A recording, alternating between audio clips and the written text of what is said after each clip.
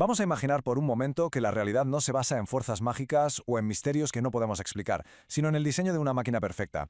Una máquina cósmica que además está construida con una sola pieza y se rige por una sola ley. En este análisis vamos a desmontar esa máquina pieza a pieza para entender de verdad cómo funciona. Esto es un viaje a la arquitectura de lo transparente. Y aquí la tenemos, la primera piedra, la regla de oro de todo este sistema.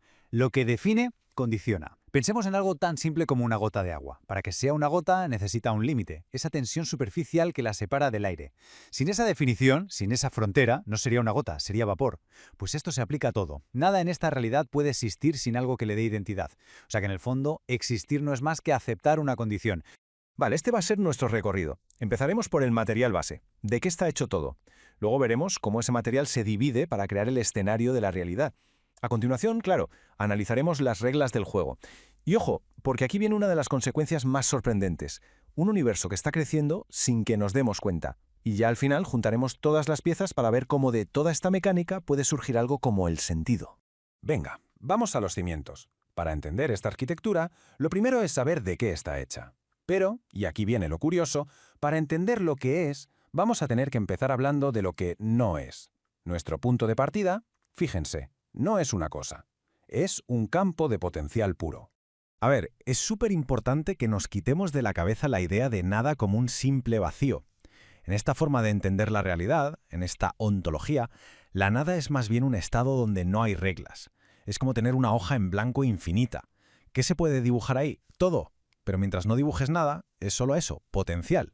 Una libertad que no sirve para nada, una libertad estéril. ¿La realidad entonces qué es? Pues es ese primer trazo en la hoja. Es el momento en que se acepta una condición para poder por fin existir y funcionar. Y aquí lo tenemos, el único ladrillo de esta catedral cósmica. Olvidémonos por un momento de las etiquetas que usamos siempre, materia, energía, espíritu, como si fueran cosas distintas. No, aquí solo existe una cosa, el dinamismo. ¿Y qué es? Es la capacidad pura y primordial de generar cambio. Punto. Todo. Y cuando digo todo, es todo. Desde una piedra hasta el pensamiento más abstracto, no es más que una forma, una estructura de este único elemento. Es la materia prima, la esencia que lo forma todo. Vale, ya tenemos el material. Ahora, ¿cómo empieza todo? ¿El primer acto de la creación? Pues no fue un Big Bang caótico y lleno de fuego. Fue algo diferente, más parecido a una fractura limpia, una división en frío. Imaginen ese estado inicial, todo el dinamismo junto, uniforme, y de repente se parte en dos. ¿Para qué? Pues para que empiece la función, para que se abra el telón del teatro de la realidad.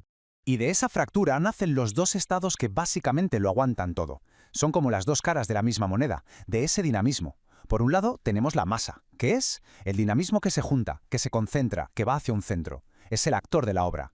Y por el otro lado, el espacio. El dinamismo, pero en estado relajado. Y ojo, esto es clave, ¿eh? El espacio no es un vacío, es el escenario y a la vez el combustible. La masa es el actor que necesita ese combustible para poder actuar. Y claro, son inseparables. Sin un actor, el escenario no sirve de nada. Y sin escenario, pues el actor no tiene dónde existir. Al dividirse, nace la primera identidad.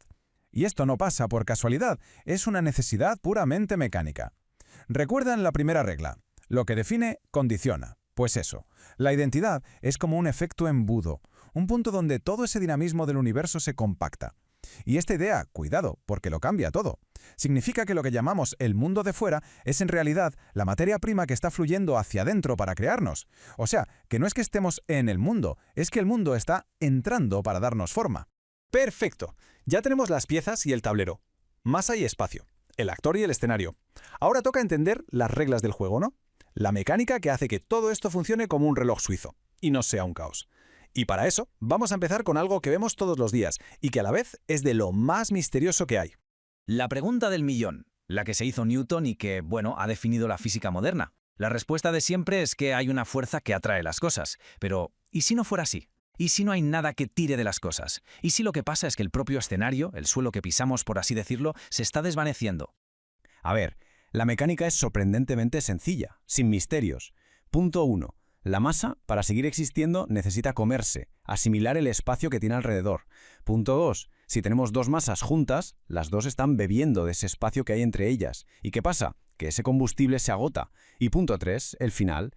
Al desaparecer lo que hay en medio, las masas pues se acercan. No es que se atraigan, es un desplazamiento sin moverse. Pensemos en dos barcos en un lago que se está vaciando. Los barcos no se mueven uno hacia el otro. Es el agua de en medio la que desaparece y por eso acaban juntos. Simplemente cambian de coordenadas porque el escenario se ha esfumado. Claro, este mecanismo, este consumo constante de espacio por parte de la masa, tiene una consecuencia que es increíble. Algo que pasa a escala de todo el universo, pero que es totalmente invisible para quienes estamos aquí dentro. El postulado es el siguiente. Hemos dicho que la masa consume espacio, ¿verdad? Vale, pues cuanto más grande es una masa, más espacio consume.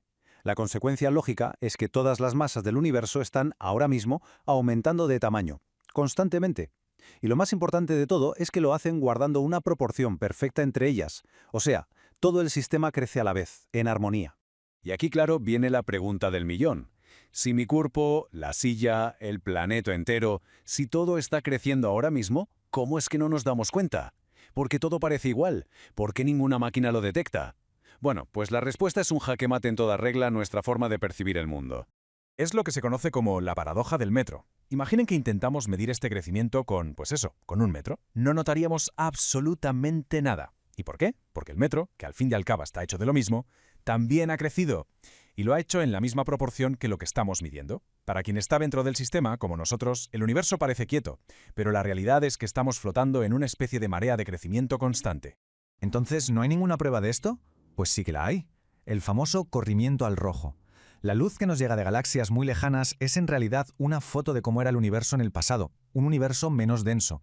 Cuando esa luz llega a nuestro presente, que es mucho más denso, mucho más compacto, la vemos como estirada. Así que el corrimiento al rojo no sería la prueba de que el universo se expande y las galaxias huyen. Sería más bien el registro fósil de cómo nosotros nos hemos ido haciendo más y más densos. Bien, hemos visto la arquitectura del cosmos, desde su único ladrillo hasta ese crecimiento invisible. Ahora toca bajar, dejar la escala galáctica y venir a lo personal, donde encaja la vida, la conciencia o incluso la ética en toda esta maquinaria que parece tan fría y funcional. Para entenderlo, tenemos que diferenciar bien dos conceptos. Por un lado está el conocimiento. Imaginen que es un mapa súper detallado de una ciudad. Es la estructura, el archivo. Es algo estático, potencial. La sabiduría, en cambio, es otra cosa. Es saber moverse por esa ciudad con soltura, de forma eficiente. Es pura acción, es dinámica. Ser sabio, por tanto, no es tener el mapa más grande del mundo, es saber moverse por las calles en perfecta sintonía con el plano. Y esto nos lleva a darle una vuelta de tuerca a un concepto que creíamos conocer, la compasión. Aquí no es un sentimiento romántico ni mucho menos. Es una tecnología de sincronización, la más avanzada que hay. Aparece cuando uno entiende de verdad que todo está hecho de lo mismo, que todo está conectado y dependemos los unos de los otros. Si lo pensamos desde esta lógica, hacer daño a otro es como quitar un ladrillo del muro que sujeta tu propio tejado. Al final es un acto en contra de uno mismo. Y con esto cerramos el círculo. En un universo así, resulta que nada se pierde. Todo ese desgaste que vemos, el calor, el trabajo que hacemos, hasta un simple pensamiento, no es energía que se pierde, sino que se invierte. Se acumula todo. La realidad, al final, sigue una ecuación muy simple. El estado final de cualquier cosa es su estado inicial más la suma de todo lo que ha pasado por ella. Por eso el universo no se agota. Todo lo contrario, cada nuevo ciclo es, por narices, más rico y complejo que el anterior.